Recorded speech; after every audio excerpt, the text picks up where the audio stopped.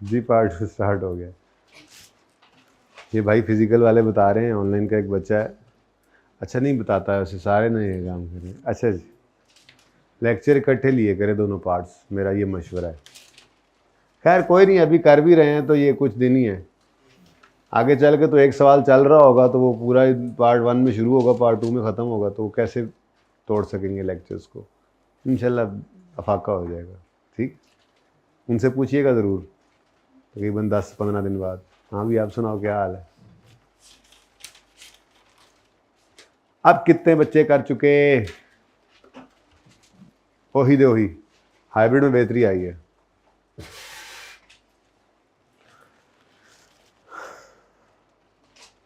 अच्छा मैं तो कहता हूँ कि बस करें, आप जितना हो गया है काफ़ी है। कितना टाइम और चाहिए? 5? मैं फिर जंगलों में निकल जाता हूँ, मैं फिर दीवारों में टकरे मारता हूँ। अगर आप लोगों को 5 मिनट अभी भी चाहिए, चलें बस कर दें अब। Enough is enough. मैं इसी का इंतजार कर रहा था, ये मेरे सामने बैठा हुआ था, इसकी स्पीड मुनासिब थी, बहुत तेज़ भी नहीं थी बहुत कम भी नहीं। अगर इसने कर लिया है तो बाकी निखट्टुओं ने क्यों नहीं किया अभी तक?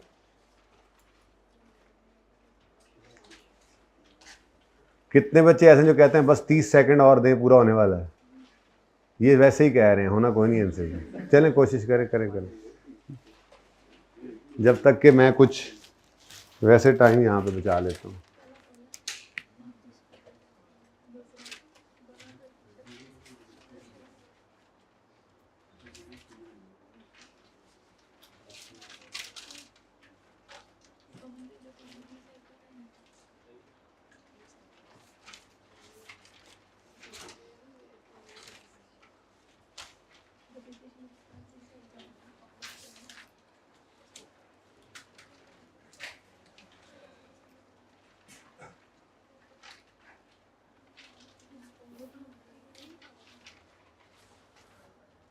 चलें यार, ले आए आमिर भाई इधर अब। अच्छा जी, थोड़ी सी अब माजरत, तेरा डिस्पोजल का अकाउंट अगर मैं समार्ट बना लूँ, आप गुजारा कर लीजिएगा, क्योंकि डिस्पोजल 2 हैं, वर्किंग्स मैं चाह रहा हूँ दोनों ही ज़रा आपके सामने सामने रहें। आमिर भाई आ गए इधर? क्यों आए हैं, किसने बुलाया आपको?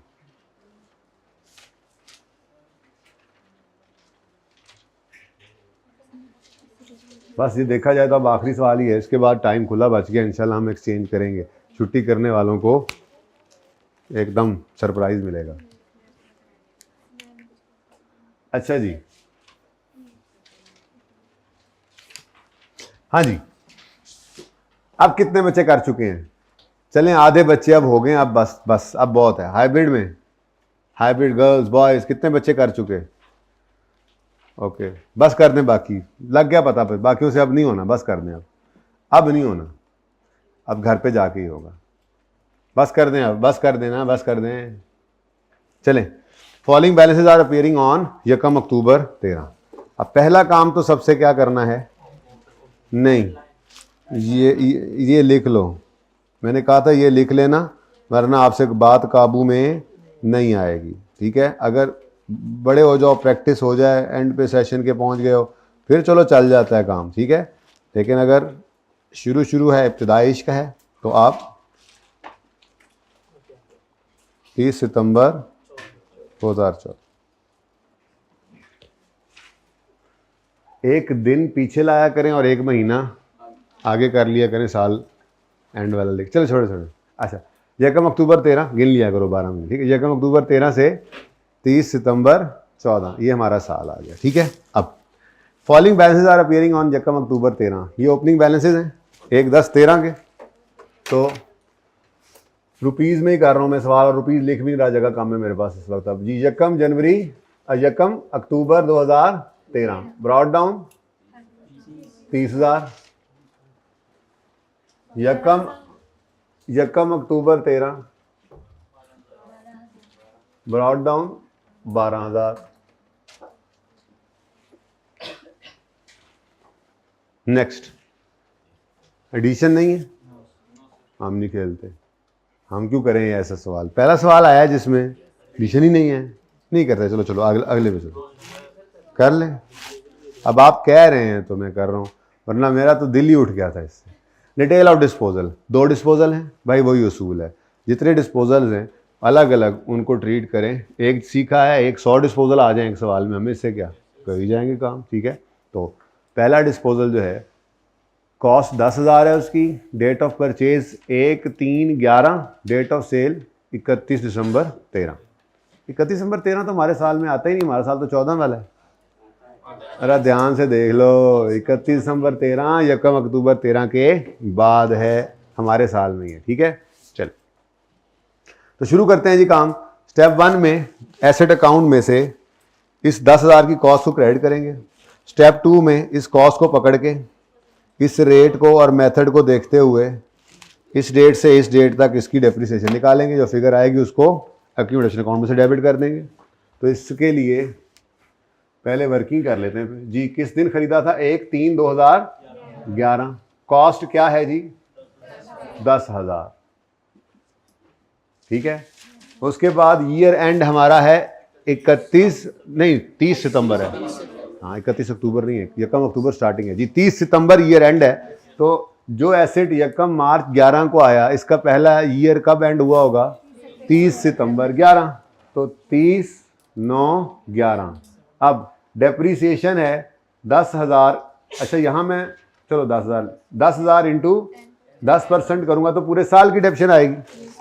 अब मार्च में एसेट आया तो मार्च अप्रैल मई जून, शर्म नहीं करना, उंगलियों पे गिनना है हमेशा, ठीक है। शर्म नहीं करना, वरना आप उंगलियों पे नहीं गिनेंगे, बड़े बनेंगे ना तो आई कैप छोटा कर देता है, फिर नंबर कट जाते हैं ना, गलती हो जाती है, तो कहते हैं नहीं इधर ही रहो, बड़ा बनने की जरूरत नहीं रहो, चलो वापस।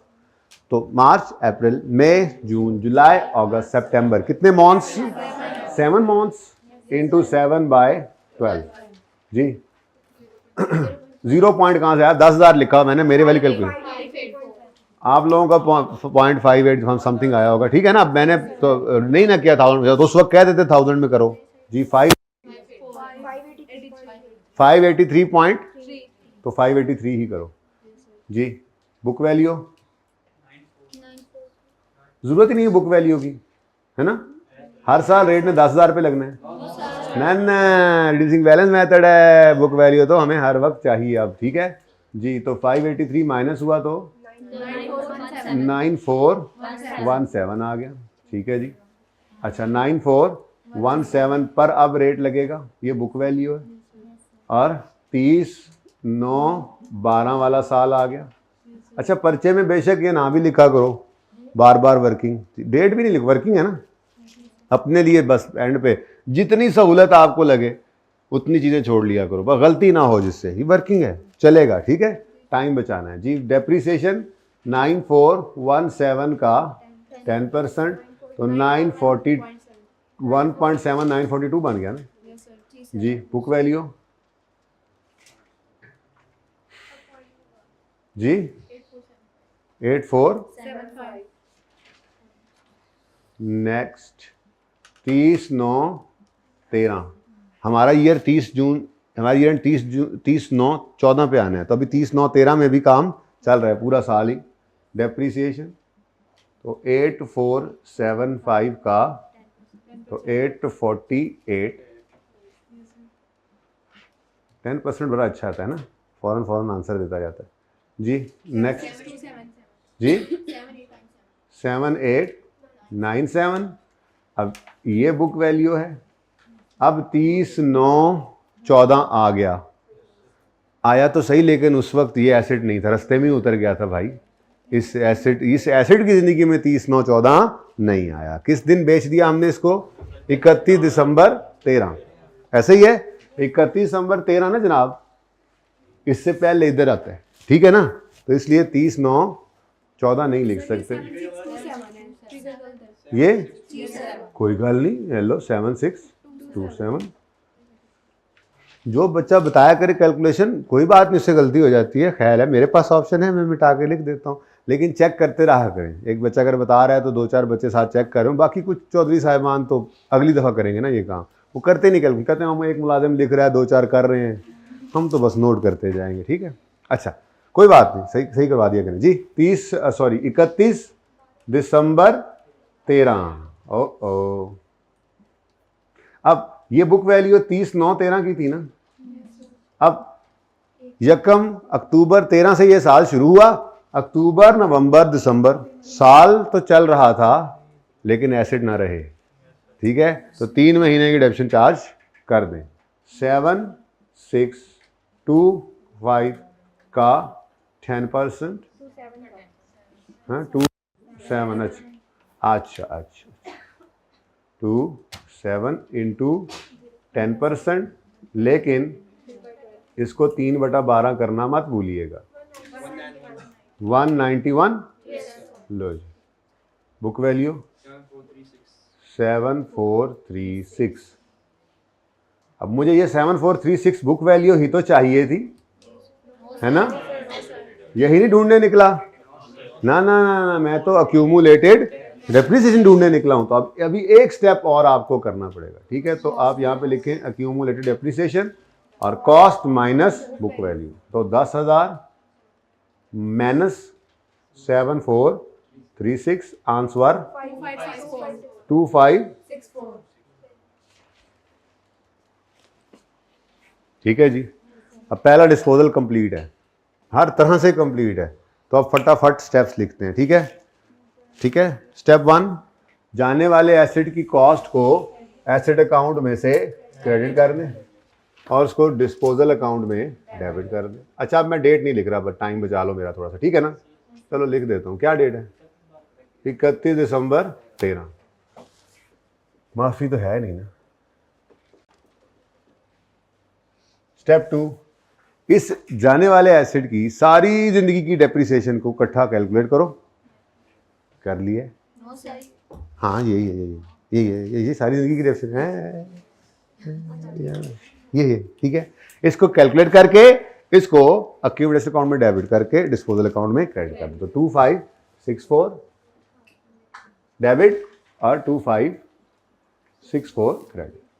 एक्यूमुलेटेड डेप्रिसिएशन 31 दिसंबर 13,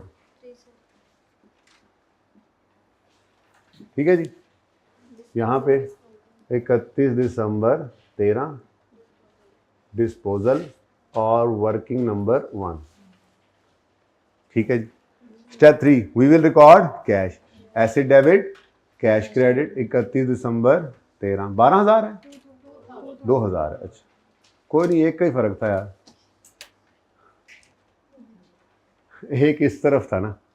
अच्छा जी, बैलेंसिंग फिगर किस तरफ, क्रेडिट साइड पे। अल्हम्दुलिल्लाह अभी तक हम मिशन कामयाब जा रहे हैं जी। 54। यहाँ तक के बच्चे पूछने पे मजबूर हो जाते हैं, सर क्या डिस्पोजल ऑफ एसिड पे गेन आता ही नहीं है? आता है, आता है, बिल्कुल आता है, लेकिन हमने ज़रा याद ऐसे करना था ना, कोई एक चीज़ तो पकड़नी थी ना, ठीक है।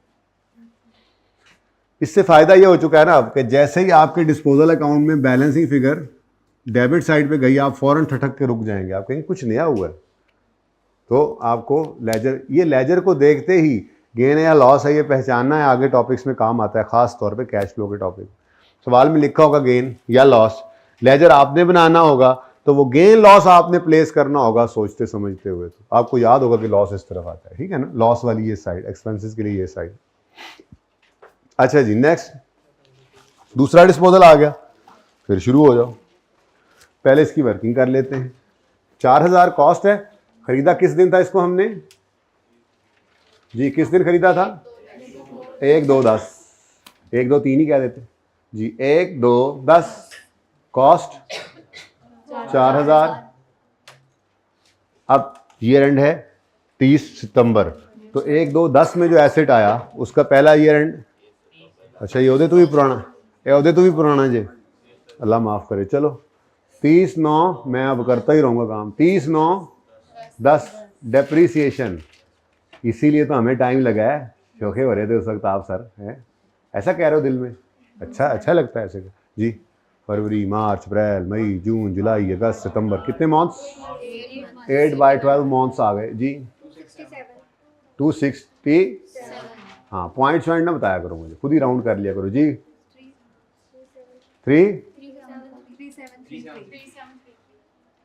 3733 बुक वैल्यू आ गई। फिर जी 30 9 11 आया। डेप्रीसिएशन देखो लिखने की ज़रूरत तो कोई नहीं है, पर मैं आपके लिए लिख ही जा रहा हूँ, कैलकुलेटर पे बस करते जाना है। तो 370, बल्कि इतनी आसान कैलकुलेशन तो कैलकुलेटर पे भी नहीं करते, टाइम बच रहा होता है, ठीक है ना। 10% तो सामने आंसर आ रहा है जी। 3360, फिर 30 9 12, डेप्रीसिएशन 336 इंटू 10%, ओके, तो 336 की डेप्रीसिएशन आई, बुक वैल्यू 3024। फिर जनाब लगा हुआ हूँ ट्रक की बत्ती के बीच, मसल बन जाने मेरे जी। डेप्रीसिएशन लिख लिख के 3024 का 10% 302, बुक वैल्यू, सो गया था मैं लिखते लिखते जी, 27। अच्छा वैसे आपस की बात है, मुझे नहीं लगे 15 मिनट, हालांकि बोर्ड पे काम टाइम ज़्यादा लगता है, बच्चों को समझा रहा होता हूँ, बात कर रहा होता, पता नहीं आप क्या करते रहे इतनी देर। कैलकुलेशन हम कर रहे हैं, अच्छा बड़ी मेहरबानी सॉरी। तो मैं यही तो सिखा रहा हूँ आपको कि आपने क्या करना है, इसको जब लिखना है, ये लिखा गया, बुक वैल्यू आ गई, उस पर 10% लगा। अब ये कोई लिखने की ज़रूरत नहीं, यहाँ पे वर्किंग है ना आपकी, यहाँ पे फिगर लिखो, काम चलेगा, वर्किंग है, ठीक है। और साथ ही आपने उसको आंसर को माइनस करते जाना, आगे चलते तो वक्त बचेगा आपका कैलकुलेशन में भी, ठीक है, अगर आप बचाना चाहें तो जी। 30 9 13 आ गया, अब 30 9 14 आ रहा है इसकी ज़िंदगी में। ये कब बिक रहा है, तो 30 9 14 से पहले ये 31 मार्च 14 को, तो ये 30 9 13 के बाद जी 31 मार्च 14 तक इस्तेमाल हुआ, तो 2722 इंटू 10% इंटू, तो ये लिखने वाला टाइम आपका बच जाएगा, कैलकुलेशन आपका टाइम आ गया, तो ये मेरा आ गया, तो नेट कर लें, 10 मिनट में होना चाहिए था सवाल, अगली बार हो जाए इंशाल्लाह, ठीक है ना जी। एक मिनट, कितने मंथ्स हैं, अक्टूबर नवंबर दिसंबर जनवरी फरवरी मार्च, ठीक है, आराम सुकून से मंथ्स गिना करो जी। 136, बुक वैल्यू 25, यही चाहिए हमें, यही नहीं चाहिए हमें, एक इस स्टेप आगे चले, हमें 31 मार्च 14 तक की इसको कम्युनिटी चाहिए, तो हम कॉस्ट 31 मार्च 14 वाली बुक वैल्यू माइनस करेंगे, तो 31 मार्च 14 तक की अक्यूमुलेशन आ जाएगी, ठीक है। तो accumulated depreciation 4000 minus 2586, answer 14। Step 1 31 मार्च 14 है ना, स्टेप 1 एसेट अकाउंट में से जाने वाले एसेट की कॉस्ट को क्रेडिट कर देंगे, डेबिट कर देंगे इसको डिस्पोजल अकाउंट, 31 मार्च 14। नेक्स्ट, इस एसेट की सारी जिंदगी की डेप्रिसिएशन को डेबिट कर देंगे 1414 अक्यूमुलेटेड डेप्शन अकाउंट में से, और क्रेडिट कर देंगे इसको डिस्पोजल अकाउंट में, ठीक है जी। एक्यूमुलेटेड डेप्रिसिएशन 31 मार्च 14 और डिस्पोजल 31 मार्च 14। Working number 2। स्टेप 3 रिकॉर्ड करेंगे कैश को, कैश डेबिट डिस्पोजल, कितना कैश आया, 1000 बोलो, ओके जी। नेक्स्ट बैलेंसिंग फिगर इधर ही जे, तो 31 मार्च 14 पर cash balance, I am sorry, PNL 1586, ठीक है जी। अब एसेट अकाउंट हो सकता है बैलेंस 1 मिनट में, लेकिन चलो सवाल पूरा कर ही लें, ठीक है। थोड़ा गंद सा पड़ गया, लेकिन चलो, ये अलग अलग है ना, अलग अलग नज़र नहीं आ रहे जी ये भी अलग अलग है। अच्छा, अब डेप्रिसिएशन एक्सपेंस की calculation on opening excluding disposal, opening cost में से ओपनिंग कॉस्ट निकालेंगे। तो ये क्यों लिखा हुआ है मैंने, ये पिछले सवाल का लिखा रह गया है, लेकिन साथ में रिवाइज भी कराना था इसलिए लिखा छोड़ दिया कि ये स्ट्रेट लाइन के अंदर होता है। यानी पहला फर्क ये और दूसरा फर्क ये, ओपनिंग कॉस्ट नहीं ओपनिंग। कितना आसान है ना फेयर वन, कितनी आसान है। बस रोज आना मुश्किल है, बारिश वाले दिन नमक का ना बनना मुश्किल है। मतलब यदि बारिश को नहीं हुई, ठीक है ना, कहीं पवे ना पवे, छुट्टी हुई, बाहर देखा थोड़ी थोड़ी बारिश का मौसम बना हुआ है, मैं नहीं आज जा रहा, छुट्टी है। ये कैफ में नहीं चलेगा, ये पीआरसी में आपने जो कर लिया सो कर लिया, ये आज इनको पता लग जाएगा, बल्कि लग पता जाएगा।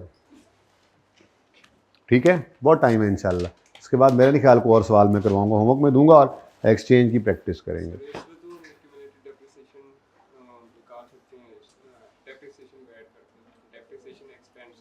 जी मैंने कल यही कहा था कि लंबा तरीका तो यही है।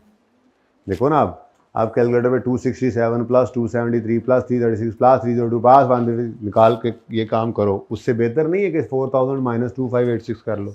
ऑप्शन दिया था कल और ये ऑप्शन आप लोगों ने ही पसंद किया था, तो फिर मैंने कहा था ये, और होना भी यही चाहिए। ठीक है, पता भी होना चाहिए, वो बिल्कुल है, मौजूद है। अच्छा जी, ओपनिंग बीवी किसे निकलेगी? 30,000 माइनस 12,000 जी, माइनस करेंगे इसमें से डिस्पोजल्स की ओपनिंग बुक वैल्यू। अब डिस्पोजल की ओपनिंग बुक वैल्यू आ गई 74362586 7436 नहीं है ये, बात पूरी सुनते नहीं है, नहीं है ये, नहीं है ये। लेकिन इस गलती से जो बच्चे, वैसे आप माशाल्लाह नहीं कर रहे ये गलती, पहले ही पकड़ते हैं, लेकिन चलो पहले मैं कहता होता हूँ कि 95% बच्चे ये गलती करते हैं, लेकिन अब चूंकि आपको पता लग गया तो अब 95% बच्चे ये गलती नहीं करेंगे, लेकिन 5% फिर भी कर जाते हैं। तो उसका हल क्या बताया हुआ है कि जो आपका साल डिस्पोजल वाला, यानी कि आपका साल यहां से शुरू हो रहा है ना, तो इसमें आप क्या करो, अपने साल की स्टार्टिंग डेट लिख दिया करो। ये यानी आखिरी डेप्रिसिएशन से ऊपर वाली बुक वैल्यू के साथ अपने ईयर की स्टार्टिंग डेट लिख दिया करो। इससे फायदा ये होगा कि बुक वैल्यू के सामने आपकी ओपनिंग ईयर की स्टार्टिंग की ओपनिंग की डेट गिवन होगी, तो आप यहां पे गलती नहीं करोगे, आपको ओपनिंग बुक वैल्यू चाहिए। तो एक छोटी सी टिप है, बस ये कर लिया करो, इंशाल्लाह मसला नहीं हुआ करेगा। तो ये फिगर है जो आपने उठाकर ले आनी है इधर। ठीक है, तो opening book value of disposal, number 1 7627, number 2 27। तो मैंने आपको कहा था जितने डिस्पोजल हैं उतनी दफा ये काम कर दो। वर्किंग 1 से ही आया, वर्किंग 2 से ही आया। भाई आप जरा नीचे आ जाए, आप जरा देखते हैं आपको कुछ करते हैं जी। इधर देखें, इनटू 10% लो, और ये वर्किंग, ये बच्चे डायरेक्ट लिख देते हैं, बिल्कुल ठीक है, लिख दिया अगर कैलकुलेटर पे तो लिख दें, ठीक है, लेकिन ज़्यादा बेहतर है इस तरह से कर दें जी। 765।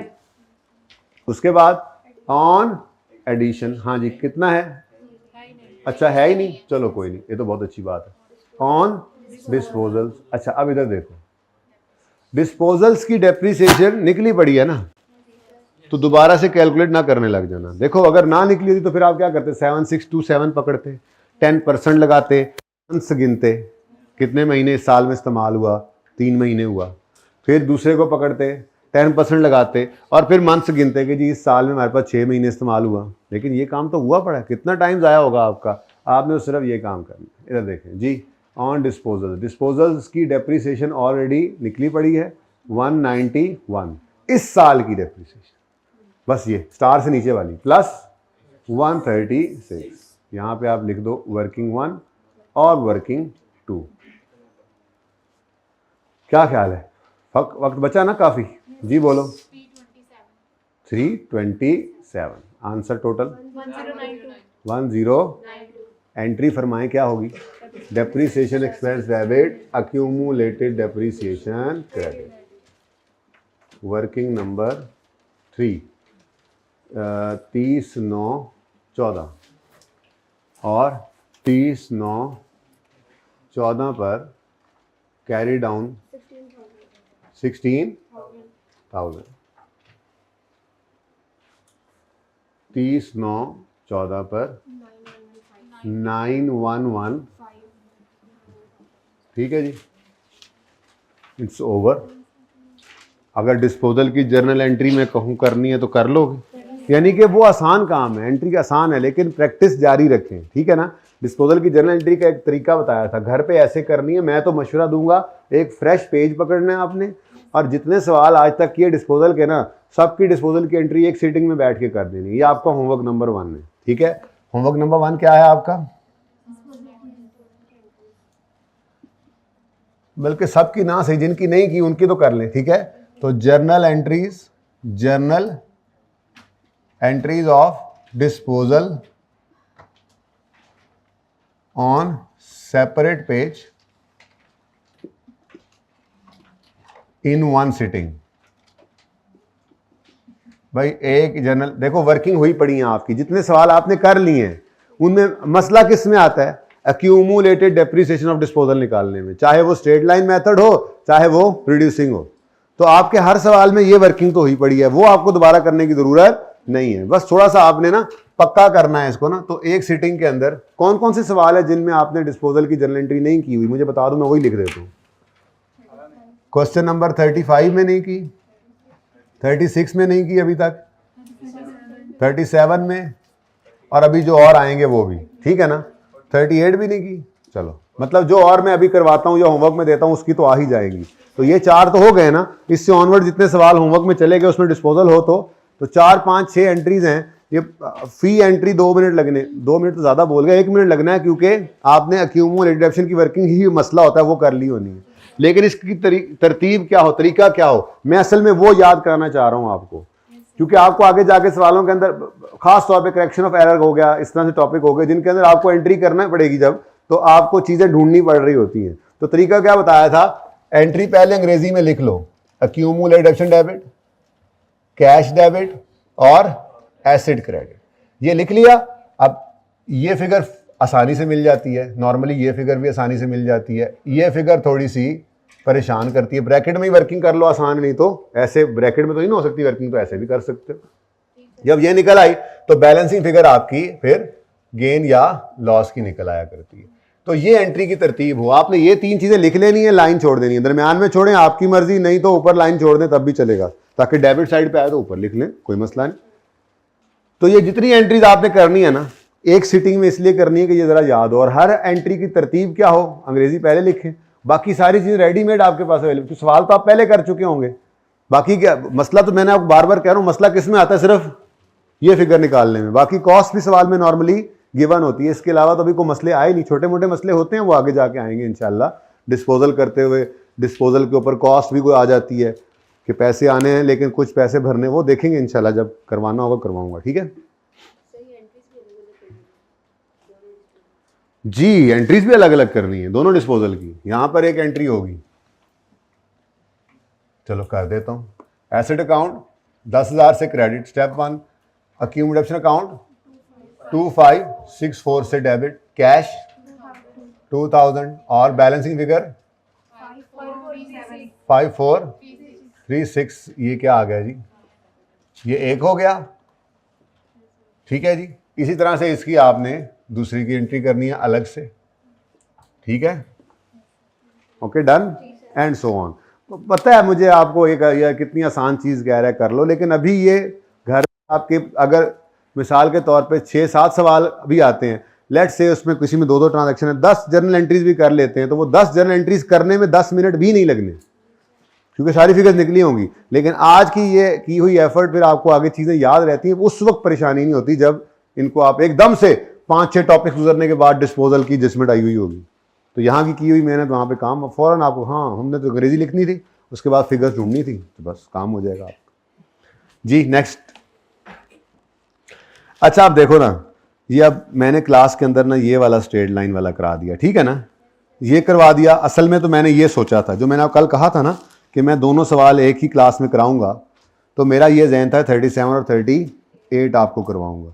अब चूंकि मैंने 36 और 37 करवा दिया, तो 38 अब क्या करें, बफलो ब्राउन हो चुकी है, मज भूरी हो चुकी है, बफलो मज ब्राउन भूरी, मज भूरी है, ये आपको होमवर्क में करना ही पड़ेगा। कुछ भी नहीं है इसमें, स्ट्रेट लाइन मेथड है, एक एडिशन है एक डिस्पोजल है, ठीक है,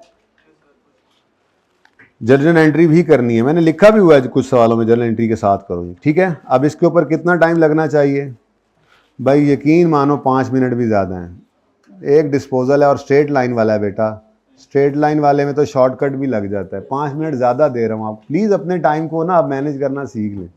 क्यों आप जो है वो सुस्त पड़ते हैं, ऐसे सुस्ती में काम करते हैं। अच्छा, कसूर आपका नहीं है, ये अभी स्टार्ट है, तो आप बस मुझे तंग करने दें जैसे मैं आप कर रहा हूँ, आपका दिमाग तेज़ होगा इंशाल्लाह। यही दिमाग आपका ये वाला काम जो अभी 10 मिनट में कर रहा है 5 मिनट में करेगा। लेकिन अगर आप इसको नहीं कुछ कहेंगे तो आराम की आदत इसको सदियों से पड़ी हुई है, करता रहेगा आराम, पर्चे में भी आराम आराम से काम करेगा। ठीक है ना, नहीं इसको आदत डालें थोड़ा तेज़ काम, इंशाल्लाह। इसको इंसान को अल्लाह पाक ने बड़ी ज़बरदस्त ये ताकत दी है, जिस तरह से जो चाहता है इंसान अल्लाह पाक उसको उस तरह से डाल देते हैं। आपने दिमाग को जितना इस्तेमाल, यकीन करें ख़त्म नहीं होता ये इस्तेमाल करने से, ये बढ़ता है इस्तेमाल करने से। कोशिश करेंगे इंशाल्लाह, 5 मिनट भी ज़्यादा है। अच्छा जी, अब लेकिन मेथड कौन सा है, बाकी एक एडिशन एक डिस्पोजल है। अब असूली तौर पे मैनेज तो यही करना है ना कि वहाँ अगर इधर एक आधा मिनट ज़्यादा लगना है तो मैं वहाँ पे एक आधा मिनट बचाऊँ। ये पर्चे की अप्रोच है। पर्चे में हर सवाल आपका जो टाइम गिवन होता है उसमें नहीं हो रहा होता, कुछ सवाल ज़्यादा टाइम ले जाते हैं लेकिन कुछ सवाल टाइम बचा जाते हैं। जैसे ख़ास तौर पे 10 नंबर के MCQs आए, अब वो मैं बच्चों को कहा करता हूँ रीडिंग टाइम में उनको सॉल्व कर लो, नॉर्मली बच्चे कर लेते हैं उसमें। अब जब पर्चा सामने आता है तो सिर्फ क्या लिखना होता है, option A, option B, option C, option D, सिर्फ लिखना होता है पर्चे में, ऑप्शन ये वाले हैं, तो उसको लिखने में 2 मिनट लग जाएंगे। अब 18 मिनट जहाँ पे चाहिए थे वो 4-5 मिनट में काम करके फारिग हो गए, तो यहाँ से 10-12 मिनट बच गए। अब किसी अगले सवाल में जाके 5 मिनट ज़्यादा लग गए तो उसने कवर दिया, फिर आगे जाके कहीं 10 मिनट ज़्यादा लग गए, अब टेंशन में माइनस में चले गए, फिर आगे को अल्लाह ने सवाल दे दिया एक आधा जिसके अंदर 2-4-5 मिनट बच भी गए। ऐसे ही लड़ झगड़ के सवाल होता है पूरा। आप बड़ा मुस्कुरा रहे हैं, इसको बढ़ा दें, ये नहीं हो सकता। ठीक है, किस तरह का, नहीं ये तो बच्चे हैं सवालों के, लेकिन सवाल में यही होंगी एडजस्टमेंट्स, यानी कि आपका पूरा सवाल जो 5-6 एडजस्टमेंट्स पे मुश्तमिल होगा उसके अंदर एक एडजस्टमेंट ये भी पड़ी होगी। ठीक है ना, ये ऐसे करके लिखा होगा। अब ये जो सारा काम आप कर रहे हैं वो लेजर नहीं मांगता नॉर्मली, वो नोट कहेगा या जर्नल एंट्री कहेगा, तो वो ये डिस्पोजल की एंट्री करनी होगी अगर उसमें, तो ये काम इसके अलावा आप कर ही नहीं सकते सवाल। बड़े सवालों में कुछ भी नहीं है, बस ये कि 2-3 चीज़ें इकट्ठी हो जाएंगी और मिसाल के तौर पे वो नोट कह देगा बना दो, नोट का एक फॉर्मेट है, बस बहुत आसान। तो ये जिसका मजबूत आगे रिवैल्यूएशन करनी है, जिसका जितना मजबूत है ये कॉन्सेप्ट, ठीक है, उसको नोट में कोई मसला है, उसका फेवरेट सवाल नोट होता है। लेकिन यहाँ पे बारिश की वजह से छुट्टी करके बैठ गए, यहाँ प्रैक्टिस नहीं की। अब देख लेना जिस दिन डिस्पोजल आएगा आगे नोट के अंदर या आगे कहीं जाके किसी टॉपिक के अंदर, तो वो बैठे होंगे मुंह उठा के। ठीक है, रेगुलर आने वाला और छुट्टी करने वाला कभी बराबर नहीं हो सकते। 38-39 होमवर्क हो गए, चलो।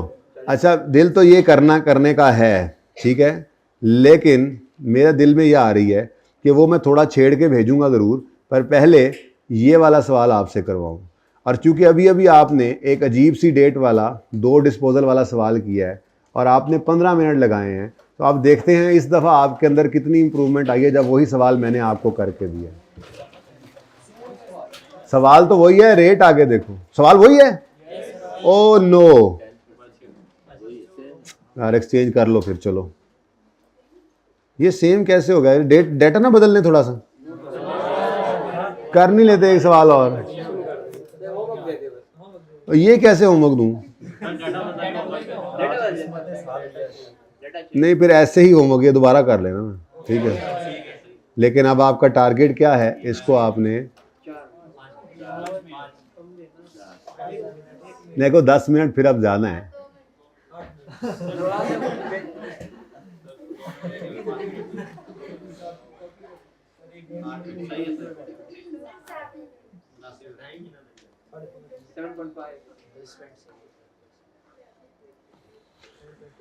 चले जी स्टूडेंट, होमवर्क कम ही होता है यार, 1.5 घंटा तो मेरा है।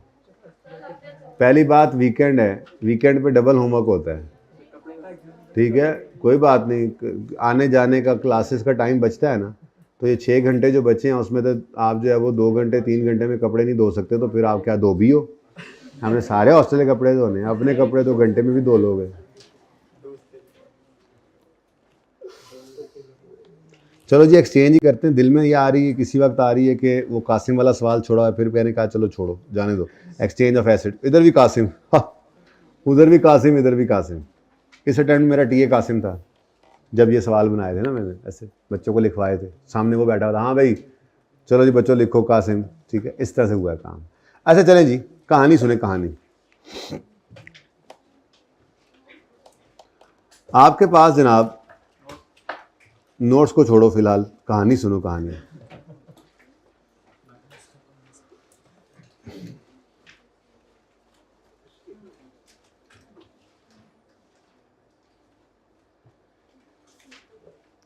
इस शक्ल का एक मोबाइल हुआ करता था किसी ज़माने में,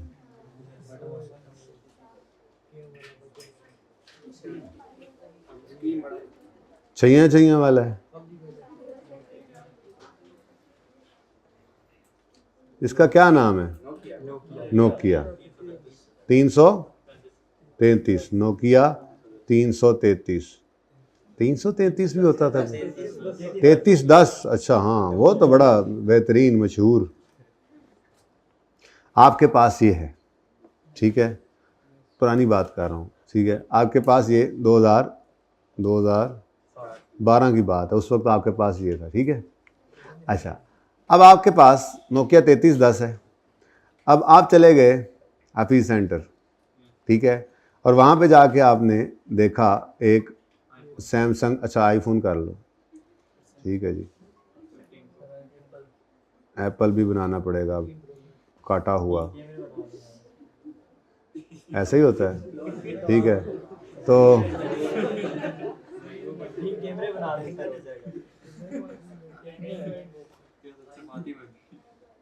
ठीक है, अब एक कैमरे की जगह बची, एक कैमरा इधर नया डिज़ाइन आया है।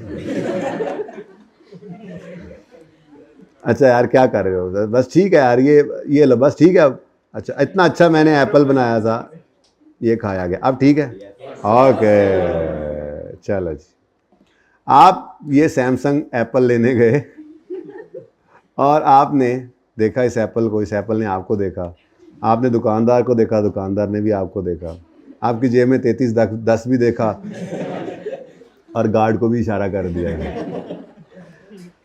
क्योंकि दुकानदार को ये डर पड़ा कि हथियार तो ये साथ ही लेके आया हुआ है, 3310 बंदे सिर च मारो, बंदे का सिर फाड़ जाए। तो आपने कहा नहीं ऐसी कोई बात नहीं है भाई, चाहतियाँ क्यों मार रहे हो, आ जाओ या बाहर चले जाओ। अच्छा जी, अब नहीं मैं क्लास पढ़ा रहा हूँ, मैं फ्री लग रहा हूँ, आप बाहर तशरीफ रखें, मैं क्लास के बाद आ रहा हूँ। अच्छा जी, मतलब मैं क्लास में बैठा हुआ फ्री लग रहा हूँ आपको? अच्छा जी, अच्छा जी सुने यार वैसे मैं वाकई आप लोगों को भी क्लास में फ्री लगता हूँ। अच्छा जी, आपने कहा नहीं जी ऐसी कोई बात नहीं है, मैं लड़ने छड़ने कोई नहीं आया, बल्कि ये 3310 मेरे पास एसेट है जो कि पुराना हो गया है, तो ये पुराना एसेट मैं आपको देकर बदले में ये नया एसेट आपसे लेने आया हूँ। अगर कोई पैसे आपकी तरफ पड़ गए तो मुझे दे दीजिएगा, तो थोड़े बहुत अगर मुझे देने पड़े तो मैं ये पैसे आपको दे दूंगा ऊपर। तो ये क्या है, ये एक्सचेंज की ट्रांजैक्शन है। नॉर्मली इस तरह की ट्रांजैक्शन जो हैं वो आम जिंदगी के अंदर आप लोग करते रहते हैं, ठीक है, सही है ना। आपने एक पुराना एसेट दिया और बदले में कोई नया एसेट ले लिया। अब जब इस तरह से पुराना एसेट देकर अच्छी क्वालिटी का या नए मॉडल का नया एसेट ले रहे होते हैं तो नॉर्मली बदले में आपको कुछ कैश, तो ये पुराना अब होगी ट्रांजैक्शन, तो ये पुराना गया, ये पुराना गया, तो गया एसेट, गया को ही तो हमने डिस्पोजल कहा था, यानी पुराने वाले एसेट के साथ वही 2 स्टेप्स परफॉर्म करने पड़ेंगे हमें कि जाने वाले एसेट की कॉस्ट को एसेट की कॉस्ट में से निकालेंगे और उसकी अक्यूमुलेटेड डेप्रिसिएशन को अक्यूमुलेटेड डेप्रिसिएशन अकाउंट से निकालेंगे, ठीक है, ठीक है। और कैश आ नहीं रहा, मुझे लग रहा है कैश जा रहा है, क्योंकि अगर आप आईफोन देकर और नोकिया देकर बदले में आईफोन ले रहे हैं तो जाहिर सी बात है दुकानदार को थोड़ा बहुत कैश तो देना ही पड़ेगा आपको। क्या ख्याल है? थोड़े को इग्नोर कर दो, बहुत कैश देना पड़ेगा आपको, ठीक है।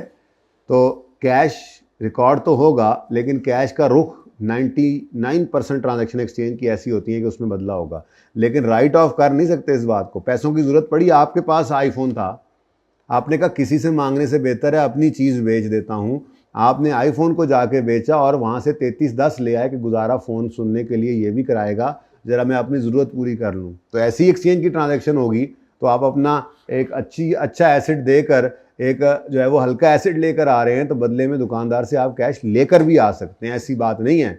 बिल्कुल ही इसको आपने आंखें नहीं बंद कर लेनी इस पर, नहीं एक्सचेंज की ट्रांजैक्शन है तो कैश हमेशा जाएगा ही, आ भी सकता है, तो ध्यान से देखना है, ठीक है। लेकिन 99% एडजस्टमेंट्स ऐसी होती हैं जिनके अंदर कैश आप पे ही कर रहे होते हैं, ठीक है। अच्छा, आप देख लो बारिश में जो लोग नहीं आए, ठीक है ना, ज्यादती हो गई ना।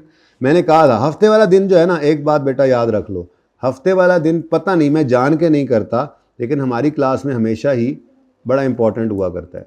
हफ्ते वाले दिन अक्सर ऐसा होता है कि कोई ना कोई नई चीज़ शुरू हो जाती है और बच्चे हफ्ते वाले दिन पीआरसी की ख़राब आदतें लेकर चल रहे हैं, ठीक है भाई। एक तो वो ज़रा बनाना टीए को, एक सफ़ा भी आपको देता हूँ आज। अच्छा, वो भी उनको नहीं देना हमने, ठीक है।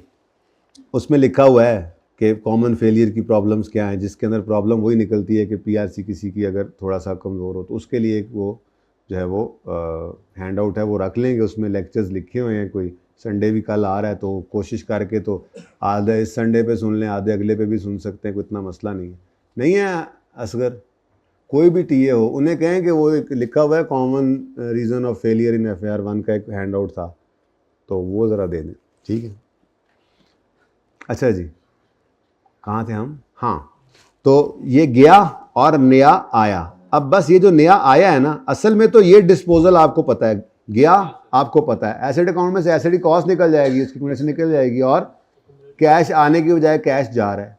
लेकिन बैलेंसिंग फिगर गेन लॉस निकालने से पहले 1 मिनट रुक कर आपको एक नया काम करना पड़ेगा, और वो ये है कि आपको नए एसेट की कॉस्ट भी एसेट अकाउंट में रिकॉर्ड करनी पड़ेगी, क्योंकि ये ट्रांजैक्शन एज अ होल एक ट्रांजैक्शन है। आप ये नहीं कह सकते कि पुराना डिस्पोज हो गया और नया एडिशन हो गया, पुराने का डिस्पोजल है और नए का एडिशन है, ये नहीं कह सकते। ये ट्रांजैक्शन एज अ होल एक ट्रांजैक्शन है जिसके अंदर पुराना एसेट जा रहा है और नया एसेट आ रहा है। देखो ना, मिसाल के तौर पे, हाँ जी बिल्कुल यही मुझे नहीं चाहिए, सब बच्चों के लिए लेके आए, वहाँ कॉपीज़ पड़ी होंगी, ठीक है, लेकिन जब मैं कहूँ तब देने हैं, अभी ऐसे भी ये पढ़ने लग जाएंगे, ठीक है ना, एंड पे आके रख दें। अच्छा बच्चों, मैं ये अर्ज़ कर रहा हूँ कि ये एज अ होल एक ट्रांजैक्शन है। जैसे मिसाल के तौर पे आपके पास आपका ये जो 3310 है, ये जो 3310 है, इस 3310 की फेयर वैल्यू जो है, market value, fair value, let's say वो 5000 है, ठीक है, और आपकी इस एप्पल की जो फेयर वैल्यू है, लेट्स से वो ज़रा पुराना वाला एप्पल लेना, ठीक है, लेट्स से 50,000 कर दूँ। 50,000 का तो कुछ भी नहीं, 7 भी नहीं आता होगा, 7 आ जाता है। उसके यहाँ कितने कैमरे होते हैं? एक है ना, चलो ऐसा कर लो, ठीक है। अच्छा जी, तो इसकी फेयर वैल्यू जो है, ये जो आपको सेब पसंद आया, इसकी फेयर वैल्यू 50,000 है, ठीक है।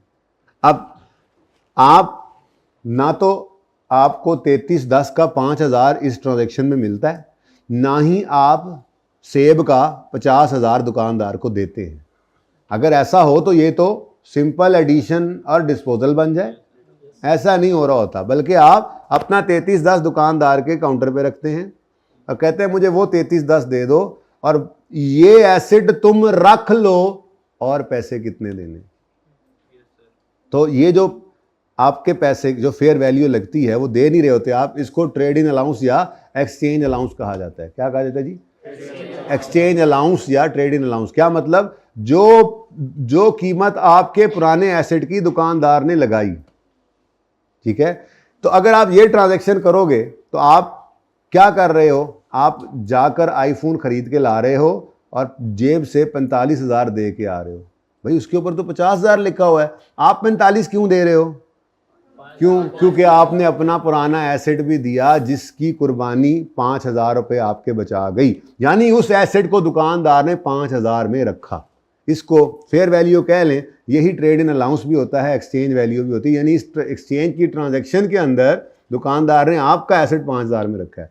अच्छा, हो सकता है ये फेयर वैल्यू ना भी हो, लेकिन हम मजबूर हैं, ये 3310 इसके अलावा कोई भी नहीं रख रहा, तो हो सकता है ये 6,000 की चीज़ उसने 5,000 में रखी हो सकता है हम कहें ये तो एक क्या कहते हैं, नवादरात में से एक मोबाइल है, ये तो अब म्यूजियम में रखा जाने वाला है, इसकी तो कीमत तुम पूछो हमसे, तो हो सकता है 5,000 वाला हम 7,000 में दे रहे हो।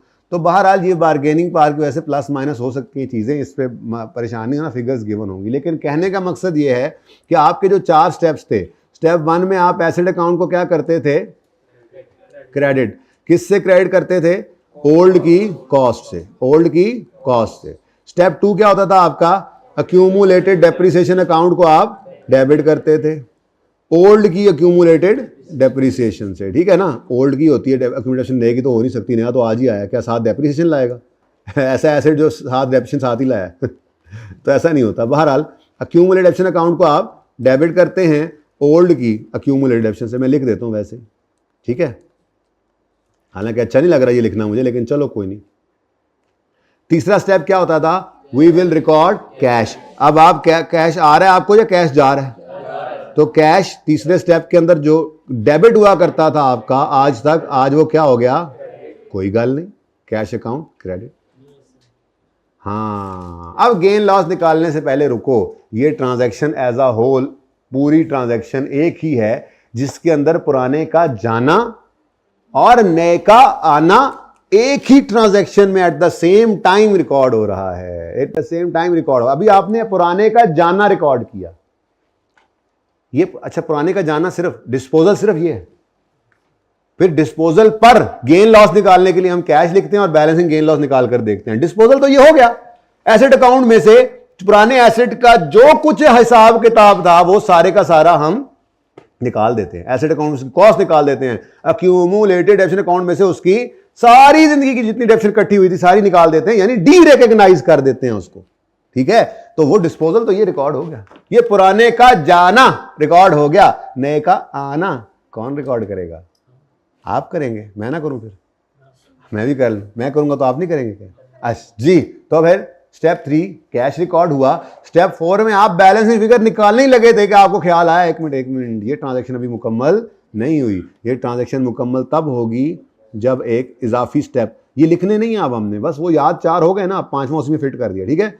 और जब बुक वैल्यू पे एसेट अकाउंट बनवाऊंगा तो इन्हीं 4 को कम कर लेंगे, नेट कर लेंगे पहले 2 को, ठीक है ना, बार बार नहीं चीज़ें सीखनी जी। तो एसेट अकाउंट डेबिट होगा और ये न्यू की कॉस्ट से डेबिट होगा। न्यू एसेट, न्यू कॉस्ट मतलब न्यू एसेट कॉस्ट, मैं लिख नहीं रहा पूरा, न्यू कॉस्ट वो नई कॉस्ट, नए एसेट की कॉस्ट, ठीक है।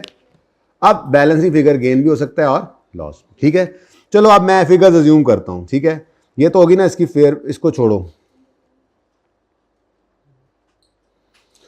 चलो ऐसे ही है, मैं डेटा बना रहा हूं, ठीक है, मैं डेटा बना रहा हूं आपके लिए, ओके, और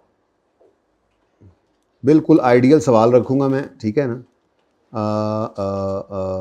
हाँ चले, फिलहाल कॉस्ट और रिडक्शन का मसला कोई नहीं है, ठीक है। कॉस्ट थी, ओल्ड की कॉस्ट थी, कितने का खरीदा होगा आपने? 8,000 का खरीद लिया होगा, ठीक है।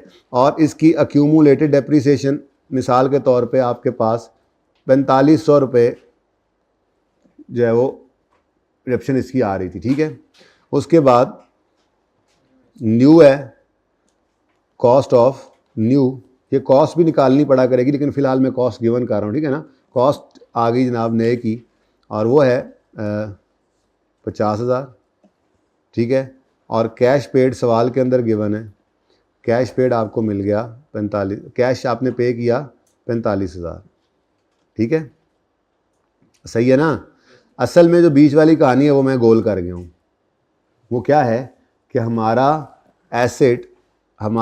एसेट पुराने वाला दुकानदार ने 5,000 में रखा है, अंदर खाते बात ये है तो वो 5,000 बताता और कैश पेड गायब कर देता तो वो मुझे निकालना पड़ता, लेकिन मैंने वो चीज़ नहीं की, बस मैंने छोड़ो उसको। ट्रेड एंड लॉस क्या मतलब, आप नई चीज़ 50 की ला रहे हैं और जेब से 45 दे रहे हैं, तो क्या वजह है? वजह यही है कि आपका ओल्ड एसेट जो है वो अगले ने 5,000 में रखा है। अच्छा, यहीं पे ज़मानी बताता चलूँ, बुक वैल्यू कितनी आती है? 3500 वाली आपकी चीज़ अगले ने 5,000 में रख ली, यानी उसको 5,000 की वैल्यू असाइन कर दी, तो आपको 1,500 रुपये का गेन आएगा। यानी ये डेटा अगर यूज़ करूंगा ना मैं अभी इस एंट्री में, तो गेन नहीं समझ आई? नहीं समझ? आपके हिसाब से आपका 3310 कितने रुपए का है? 3500 रुपये का। और दुकानदार ने उसको कितने रुपए में रख लिया? समझो, पैसे नहीं दिए, मतलब उसने जो पैसे आपसे लेने थे 50, उसमें से 5 कम कर दिए, बात तो एक ही है ना। तो आपको 1,500 का क्या हो गया?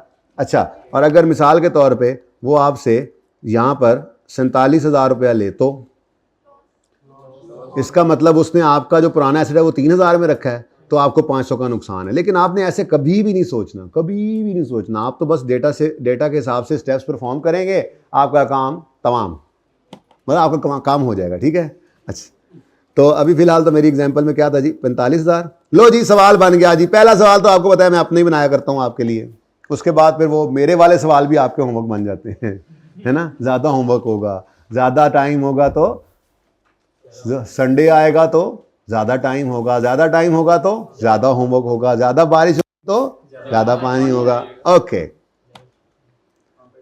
चलें जी, शुरू करें। स्टेप 1, जाने वाले एसेट की कॉस्ट को एसेट अकाउंट में से क्रेडिट करो। तो जाने वाली कॉस्ट क्या है? कर दो। ये जनाब डिस्पोजल की जर्नल एंट्री हो रही है, एक्सचेंज की जर्नल एंट्री हो रही है। ठीक है, जाने वाले एसेट की एक्यूमुलेशन को डेबिट करो। ये 4500 है, ये एक्यूमुलेशन, ये तो कॉस्ट है, कॉस्ट है। हाँ, और किसको? इसको नहीं, अच्छा कैश में लिख, अच्छा, मैं क्या यार, सॉरी आई एम सॉरी जी। 8,000 और इधर क्या था? 4500। अच्छा, नेक्स्ट, कैश पे किया है या रिसीव किया है? पे किया है तो कैश क्रेडिट कर दो। और अब पहले ये करते थे चौथा स्टेप बैलेंसिंग फिगर, अभी नहीं कर सकते। ठीक है, अभी आपको एक एडिशनल स्टेप परफॉर्म करना पड़ेगा, नए एसेट की कॉस्ट, वो भी सवाल में गिवन है, ये निकालना पड़ेगी। मंडे को सिखाऊंगा, डिफरेंट सिनेरियोज हैं, दोनों की फेयर वैल्यू गिवन हो, पुराने नए की, सिर्फ नए की गिवन हो, किसी की ना गिवन हो, तो क्या क्या करना है ये इंशाल्लाह सीखेंगे, फिलहाल नहीं। ठीक है, फिलहाल तो बुनियाद पड़ रही है, लेकिन 2-3 सवाल फिर भी एक्सचेंज के आपके होमवर्क में आ सकते हैं। मज़े की बात ये है। ठीक है, स्टिल इतना सा काम करके भी जी। न्यू की कॉस्ट क्या है? अच्छा 50।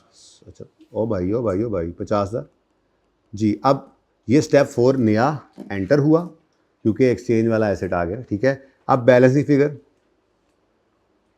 किधर आ रही है?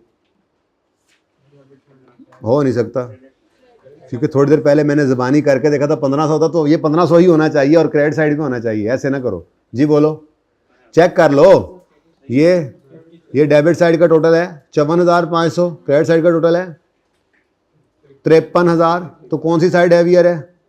डेबिट। तो बैलेंस करने के लिए तो पहली बार मैंने सवाल बनाया आपकी क्लास में जिसमें बैलेंसिंग फिगर क्रेडिट साइड पे आ रही है। ठीक है ना जी। तो ये जनाब P&L में फेंक दो, मुबारक हो, गेन भी आ सकता है डिस्पोजल पे। तो जर्नल एंट्री में डिस्पोजल पर, अच्छा आप कहोगे सर लगता है एक्सचेंज की फिगर में वो आया करे, एक्सचेंज की ट्रांजैक्शन में आया करेगा गेन है? नहीं, ऐसी बात नहीं है, बस इत्तेफाक है, पक्का हो गया मुझे लग रहा है, तो इसलिए आ गया। ठीक है, तो ये मैंने क्या परफॉर्म किया जी?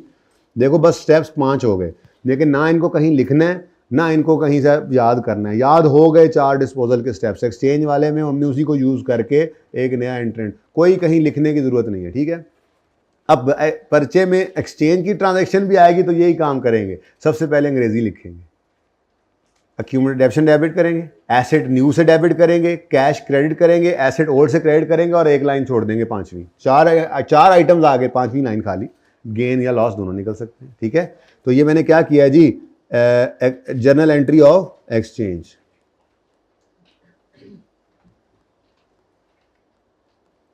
एक्सचेंज का मतलब, अच्छा ये एक्सचेंज में पुराना एसेट गया है, नया आया है, इसको यूं भी कहा जाता है कि disposal of acid through exchange, ऐसे भी कहा जाता है, ठीक है। पुराने का डिस्पोजल तो हुआ है ना, डेबिट क्रेडिट। तो ये जनाब आपके लिए मैंने बातों बातों में, मेरा दिल कोई नहीं था लेकिन अब क्या करें, ये सवाल भी बन गया बातों बातों में। एक मिनट ठहर जाओ, और ये इसका सोल्यूशन आ गया। अब मैं लेजर नहीं बनाता, आप पे बोझ ज़्यादा ना पड़ जाए, ठीक है। देखता हूँ मैं ये कौन सा सवाल आप कर सकते हैं। ले जी, ये क्वेश्चन है और इसकी रिक्वायरमेंट है पास जर्नल एंट्री ऑफ एक्सचेंज। अच्छा, अब आप कहोगे यहाँ लिखा नहीं हुआ कि एसिड चेंज हुआ। मैंने ज़बानी भी तो बोला ना यार, नकदो नकदी जो सवाल बनते हैं वो ऐसे ही होते हैं बेटा। मैंने जो बोला है वो भी सुनो साथ साथ, ठीक है। तो पास करनी है जनरल एंट्री ऑफ एक्सचेंज, और जनाब ये इसका सोल्यूशन आ गया, ठीक है जी। तो ये मेरा क्वेश्चन, ये जी प्रॉफिट एंड लॉस क्या है आप बताओ। ये लो, आप कहते हो तो मैं डेबिट साइड पे लिख दूंगा, आप बता दो कौन सी साइड हैवियर है चंदा। या अल्लाह मुझे माफ़ करी, मेरे बच्चे हैं, क्या करूँ जी। कौन साइड हैवियर है, कौन साइड हैवियर है? तो फिर बैलेंस करने के लिए और डेबिट पे लगा दूँ वज़न। मैंने कहा था नहीं देने इनको, क्यों दिए ये हैंड आउट्स? खबरदार किसी ने इन पे नज़र डाली तो।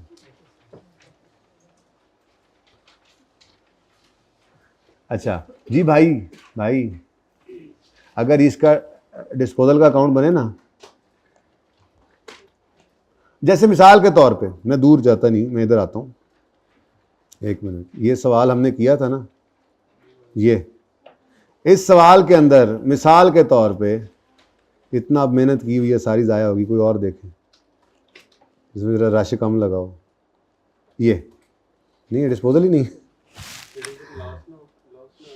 मैं बताता हूँ यार, इधर देखो, मिसाल के तौर पे डिस्पोजल है यही वाला 90,000, फिर 18,000, ठीक है। Accumulated depreciation asset. अच्छा, अब इधर देखो, अगर यहाँ पर लिखा होता कि कैश हमें मिल गया है 85,000, ये हमारा एसेट कितने में बिका है? 85,000 में बिका है। तो अब मुझे बताओ कौन सी साइड हैवियर लग रही है आपको? Credit side. बैलेंसिंग फिगर किस तरफ आएगी? उलट हो गया ना काम। कितनी? हाँ, 13,000। अब ये क्या है? डिस्पोजल का अकाउंट डेबिट हुआ, पीएनएल क्रेडिट हुआ, तो हमने कहा जी ये तो क्या है? गेन। अब इसी को मैं जर्नल एंट्री में प्रेजेंट करता हूँ। तो जर्नल एंट्री में भी ये ऐसे ही होना है। एसेट अकाउंट क्रेडिट हुआ 90 से, एक्यूमुलेटेड डेप्रिसिएशन अकाउंट, मैं तो उल्टा डेबिट साइड, मैं तो उल्टा लॉस लेके इसलिए चल रहा था कि जब अपोजिट साइड पे जाए तो फ़ौरन पता लगे तानू वही गल फंसा रही। क्या हमेशा जनरल एंट्री के अंदर डेबिट ही होता है बैलेंसिंग फिगर? नहीं भाई, हमेशा लॉस बैलेंसिंग होगा, डेबिट होगा ना, हमेशा लॉस तो नहीं, गेन भी हो सकता है जी। एक्यूमुलेटेड डेप्रिसिएशन 18,000, कैश आया 85,000। आप बताओ बैलेंसिंग फिगर किस तरफ आ रही है? जी हाँ, तो ये गेन है, ठीक है। पीएनएल क्रेडिट हो रहा है तो ये क्या है? गेन। पीएनएल डेबिट होता तो ये क्या होता था? लॉस। ठीक है ना। तो यही काम हो रहा था वहाँ पे। कोई नहीं मसला, टेंशन नहीं लेनी, सुकून से समझें। बात समझना है पूछा करें जी। तो ये जब क्रेडिट पीएनएल क्रेडिट हो रहा है तो मतलब ये तो इनकम है, यानी गेन है डिस्पोजल पे। तो पिछले सवालों में कैश इतना मैं आने ही देता था कि बुक वैल्यू से ऊपर हो ताकि पक्का लॉस आता रहे। सही है। जैसे अभी आप उम्मीद है शायद वैसे होमवर्क वाले सवाल में भी ऐसा ही हो। अच्छा जी, तो अब क्या आ गया जी? गेन आ गया। कितना आया था? 1500। तो ये गेन पीएनएल के अंदर आप फेंक दो बैलेंसिंग फिगर, ठीक है जी। यानी आप पीएनएल के एक्सट्रैक्ट्स बनाएं तो उसमें आप ये अदर इनकम में लिखेंगे। ओके, सही है। अच्छा जी, अब ये आपका हो गया होमवर्क, क्योंकि इसकी रिक्वायरमेंट क्या है? जनरल एंट्री करो एक्सचेंज की। फिर ये भी आपका हो गया होमवर्क, क्योंकि इसकी रिक्वायरमेंट भी क्या है? जनरल एंट्री की करें एक्सचेंज की। लेकिन इससे आगे ना थोड़ा सा आप रुक जाएं, क्योंकि यहाँ पर हालांकि मसला कोई नहीं है, ट्राई करने वाले इसको भी उम्मीद करेंगे, लेकिन asset account, accommodation account, disposal account चूँकि बना कर नहीं दिखाया तो एक सवाल मैं करवा लूँगा तो ज़रा बेहतर है। बाकी कोई करना चाहे तो 43वें को भी कर ले, पर मैं इसको मना कर रहा हूँ। नोट्स नहीं है तो बेटा बुक अब ले लेनी चाहिए थी, तो कल से बताया हुआ बुक आ गई है, तो अब आपको बुक ले लेनी चाहिए, ठीक है। बाकी फ़िलहाल इसकी पिक्चर ले लें। ये 2 सवालों की पिक्चर ले लें और प्लीज़ किताब ले लें ताकि आप जी ये मैं बताता हूँ अभी, ठीक है जी। तो 41-42। अच्छा एक बात सुने, एक मोबाइल देकर एक मोबाइल लेना ये तो एक्सचेंज की ट्रांजैक्शन है, समझ में आती है। लेकिन अगर मैं अपनी घरवाली का भी 3310 ले गया, मैंने कहा चल बेगम इंज कर दें, दो में 3310 बेच के एक को ही ले लेने आईफोन है, ठीक है। तो हमने 2 3310 देकर एक एप्पल खरीदा, तो ये तो एक्सचेंज की ट्रांजैक्शन ही नहीं है, क्योंकि मुझे तो अब आईफोन मिलना नहीं है। अच्छा जी, तो ये तो एक्सचेंज की ट्रांजैक्शन नहीं है। एक्सचेंज की ट्रांजैक्शन तो होती है एक एसिड दो और एक एसिड लो, ऐसा ही है ना। ऐसा कुछ भी नहीं है, ऐसा कुछ भी नहीं है, ठीक है। मैं अपने जो है वो भाई के और अपने जो है वो घर वालों के सारों के हमने इकट्ठे ही 3310 लिए थे, सब लेकर जाके 10 12 15 जितने बने वो देकर एक आईफोन ले आऊँ, तब भी एक्सचेंज की ट्रांजैक्शन ही है, ठीक है। तो आप एक एसिड देकर 2 एसिड ले लें, 2 एसिड देकर एक एसिड ले लें, बल्कि यहाँ तक की बात नहीं, आप FAR 2 में जाएंगे तो वहाँ पे इंटेंजिबल का एक स्टैंडर्ड पढ़ेंगे। तो आप टेंजिबल एसिड दे के इंटेंजिबल ले लें, इंटेंजिबल एसिड दे के टेंजिबल एसिड ले लें, कोई फर्क नहीं पड़ता, ठीक है। एसिड एक्सचेंज हो सकते हैं किसी भी तरह से, ठीक है। ये अच्छा ये ना समझना कि मोबाइल से मोबाइल ही एक्सचेंज होगा, ठीक है। आप बाइक बेचकर मोबाइल ले आए, पागल होंगे आप वैसे तो, या अच्छा आप जो है वो मोबाइल बेचकर बाइक ले आए, आप अक्लमंद हो तो, ठीक है। तो ये मेहरान बेच के कहता है आईफोन ले हैं, ऐसे सीने तो पागल होंगे जो बच्चे का जो है वो ऐसा काम करेंगे। ऐसे क्या मुसीबत पड़ी है मोबाइल को ऐसा महंगा करने की, ठीक है। मोबाइल तो जो है वो पुराने आईफोन 5 भी किसी के पास 5 होता है वैसे, अभी किसी के पास 7 तो होगा ही, तो 7 भी वही काम करेगा जो 27 करेगा, ऐसे ही बस लोग, ठीक है, पागल। तो बात क्या कह रहा था मैं, एक्सचेंज की ट्रांजैक्शन है, दूसरे सवाल में जाके परेशान ना हो जाना। उसके अंदर 2 पुरानी कारें देकर आप एक कार ले रहे हो आपको, ये तो एक्सचेंज जायज़ ही नहीं है, ऐसा कुछ नहीं है, ठीक है। मैंने अभी छुट्टी नहीं दी। एक हैंडआउट आप लोगों के पास है, ये अब मैं इसके ऊपर ओपन नहीं कर सकता क्योंकि मैंने इसको डाउनलोड नहीं किया था, ठीक है। इसको ज़रा आपने पढ़ना है, इसमें लिखा हुआ है reasons of failure in FAR 1। इसमें कुछ बातें हैं जो आपको खुद ही पढ़नी चाहिए, ठीक है। जिसमें मेन बात जो मैं समझता हूँ वो लुबे लुबाब इसका ये है कि कुछ बच्चे PRC में एग्जाम्शन लेके आते हैं ITA में, और कुछ बच्चे PRC में सही से पढ़ के नहीं आते। ये उनके लिए सफ़ा है। आप तो बहुत अच्छे बच्चे हैं सारे के सारे, आपको कोई मसला नहीं है, ठीक है ना। तो उनमें भी अगर किसी को महसूस होता है कि जो अभी तक जो पढ़ रहे हैं आपको समझ आ रहा है, तो मतलब एवरीथिंग इज़ ओके, कोई मसला नहीं है, फिर ये सफ़ा आपके लिए नहीं है। लेकिन आप सुनते होंगे ना कि ICAP के अंदर FAR 1 में बहुत बुरा रिजल्ट आता है, 20% के आसपास होता है। नहीं तो आपको ये भी सुनना चाहिए ना कि FAR 2 में 40% से ऊपर रिजल्ट जाता है। तो वही बच्चा जो अकाउंटिंग का पर्चा FAR 1 वाला दे, 20% पासिंग मार्क्स आ रहे हैं, पासिंग परसेंटेज आ रही है, और वही बच्चा FAR 2 में अकाउंटिंग देता है, तो क्या उसके सींग निकल आते हैं कि 40% से ऊपर है, या आसान हो जाती है FAR 2, मतलब छांटी हो जाती है।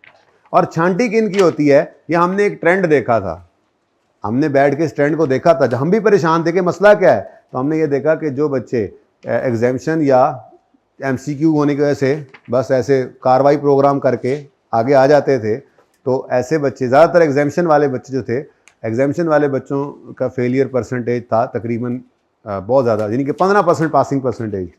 और जो बच्चे PRC में सिर्फ एग्जाम्शन वाले नहीं, सिर्फ पढ़ के ही आ जाते थे जैसे भी, उनका पासिंग परसेंटेज 40% से भी ऊपर ही था। तो जो पढ़ के आए हैं उनको मसला नहीं है, ये सफ़ा उनके लिए नहीं है, ठीक है। लेकिन जो नहीं पढ़ के आए वो इसको देख लीजिएगा। इसके अंदर ITA के कुछ लेक्चर्स हैं, सर हाफिज़ उमर के हैं, ठीक है जी। उसमें लेक्चर नंबर और टॉपिक लिखा हुआ है इंट्रो का, जो इनकी अभी रिकॉर्डिंग पीछे जो हुई, ठीक है। तो उसको अगर आपको देखना चाहें, जिनकी इंट्रो एग्जाम थी और उनको लगता है अच्छा अगर एग्जाम थी तो एग्जाम इसलिए होती है कि वो कहीं पढ़ के आए होते हैं, तो अगर उनका भी काम सही चल रहा है तो कोई मसला नहीं। लेकिन आई वुड सजेस्ट कि जिन्होंने इंट्रो नहीं पढ़ी हुई वो ये लेक्चर्स देख लें, ठीक है। ये इंशाल्लाह मैं आज कल कहा था, आज वर्किंग पूरी करके इंशाल्लाह इसको यूट्यूब के ऊपर एक जगह पे डाल के इसको प्राइवेट करके पब्लिकली बता रहा हूँ, प्राइवेट करके उसका लिंक ना आप लोगों को भेज देंगे, ठीक है। ग्रुप्स भी नहीं बने अभी, चले कोई बात नहीं, मंडे तक आ जाएगा। बहरहाल कुछ कर लेंगे इसकी तरतीब इस तरह से। लेकिन जिनकी इंट्रो एग्जाम थी, जिन्होंने नहीं पढ़ी, ये उनके लिए है, ठीक है। बाकी रीजंस ऑफ फेलियर आप ज़रूर पढ़ लीजिएगा, ठीक है। ज़िंदगी रही तो मंडे को होगी मुलाकात। होमवर्क तो थोड़ा ही है, 1-1 मिनट की 2 एंट्रीज़ हैं। कुछ सवाल हैं सही होमवर्क में? 2-4 सवाल ही हैं। चलें ठीक है, चलें भागें जी। अल्लाह हाफ़िज़।